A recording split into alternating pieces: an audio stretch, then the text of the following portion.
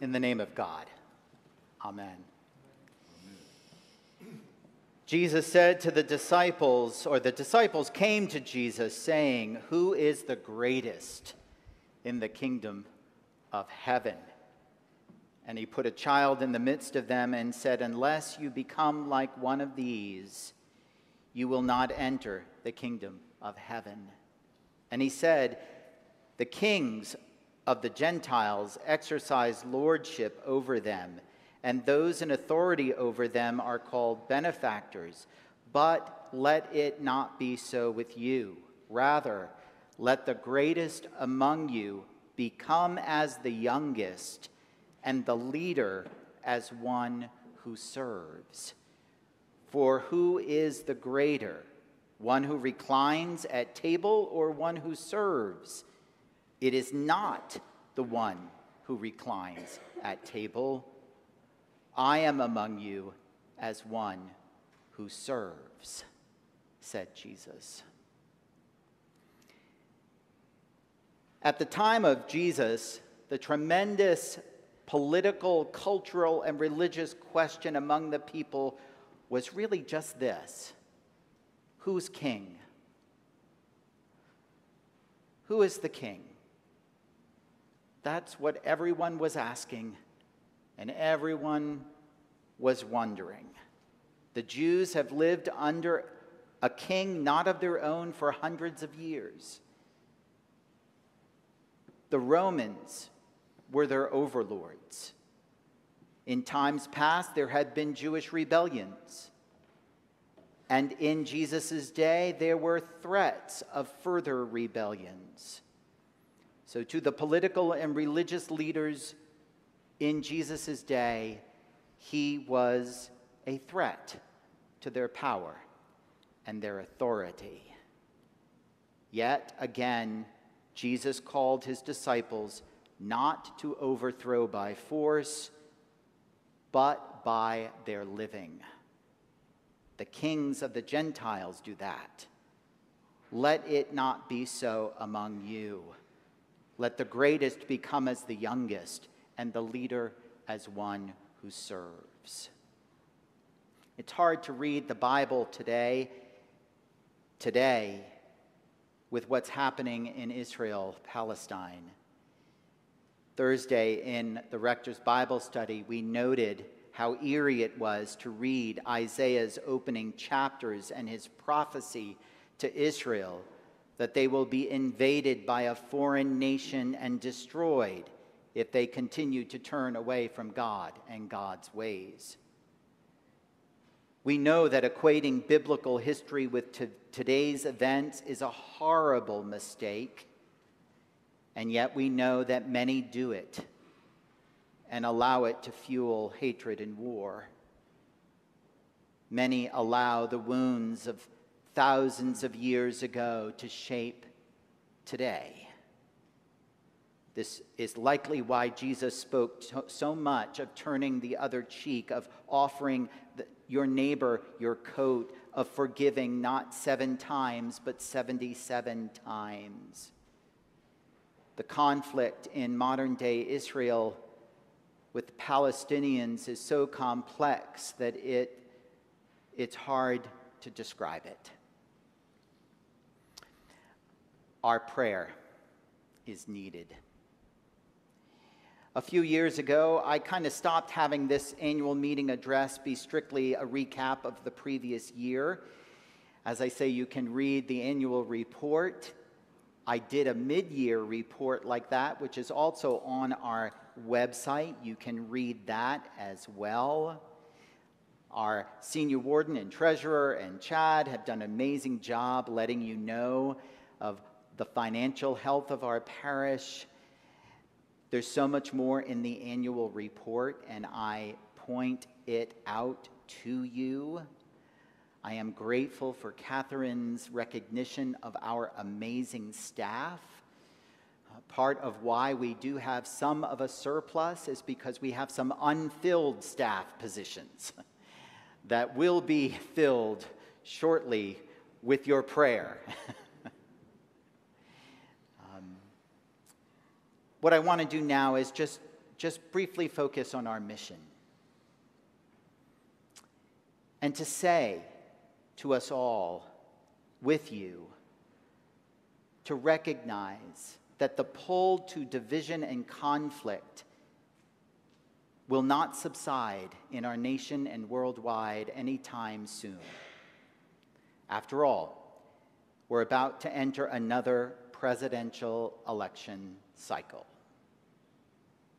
There was a day when that was not seen as a threat to our stability, no matter who won. I pray that those days are not behind us.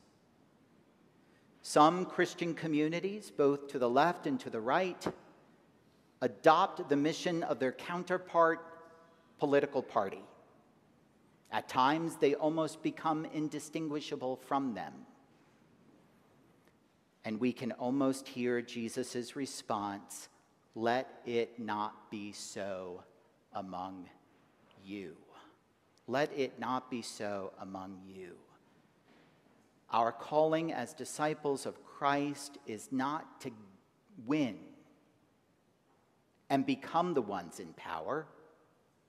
It is to serve, and to serve God's people. It is my prayer at Trinity that we continue to keep this gospel, Christ's gospel, as first order in our life. What does that mean? At the least, it means we put God's people above all things. It means we do not adopt the rhetoric of the politics around us or blindly accept the pull to cast all decisions before us as an us versus them, friend versus enemy. That is what the world wants us to do. This isn't a call to turn away from the world. It isn't a call to give up the perspectives or the passions God has imbued us with. Some decisions in the world, some policies, some programs clearly do not match the call of Jesus. And we are called to speak. Yet what this is a call to remember that as disciples, our goal is not to become dominant, but to cause all to lead with humility and with peace.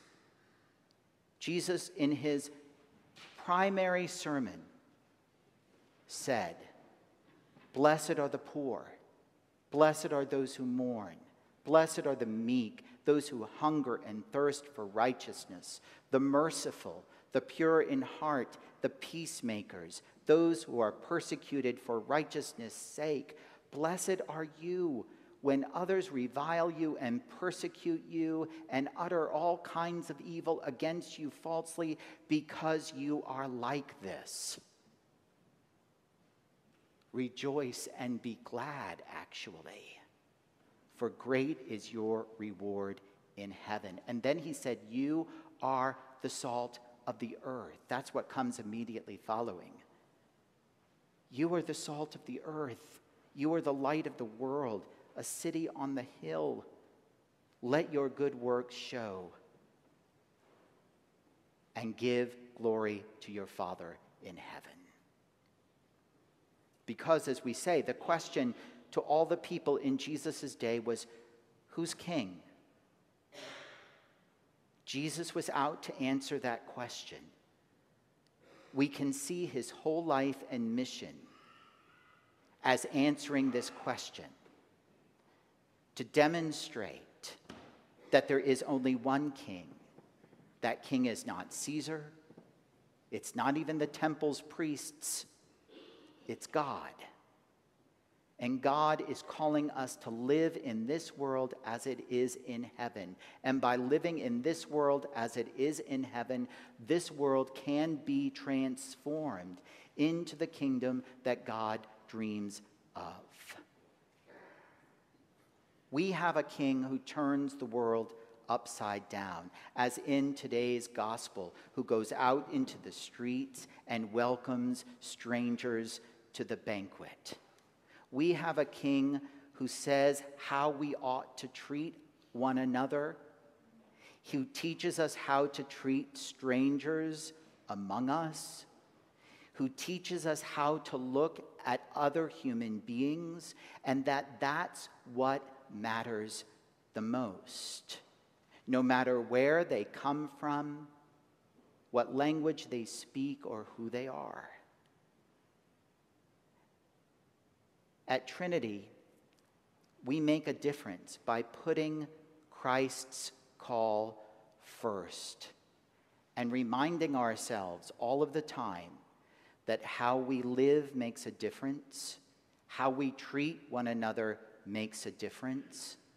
When we do that, we are clear with each other, with all of our neighbors, and we can be a community of radical welcome, justice for all, and peace over violence.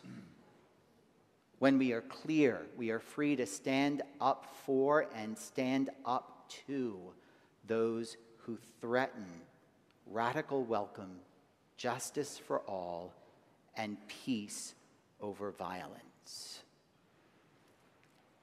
My prayer is that here at Trinity we continue to live according to this mission that we have, to be a place where all may explore faith, embrace community, expect a difference, and make a difference.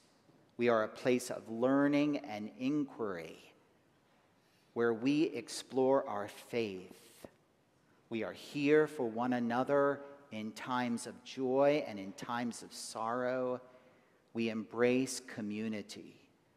We proclaim that God is right at this very minute building a new community before our very eyes. We know not how, but we expect to see a difference in our lives and in the world. We are called not merely to pray for justice and peace, but to work for it, to sacrifice because of it, to claim it in our words and in our deeds, to make a difference. And we do this beautifully. I'm so aware of it every day of my ministry and my life with you all. We do it beautifully. I guess my word today is a call, if I can be so bold, to say we are being called to continue doing it. No matter how great the pressure to bend it from the world's expectations. My joy over the past 11 years has been to be with you all in this ministry and mission. Your generosity with me, your generosity with each other, your generosity with all of God's people is beyond measure, and I am grateful. And by God's grace, we will more and more live in this world as it is in heaven. And by such living is Jesus' call. By such living, may the kingdom of this world become the kingdom of our God. Amen.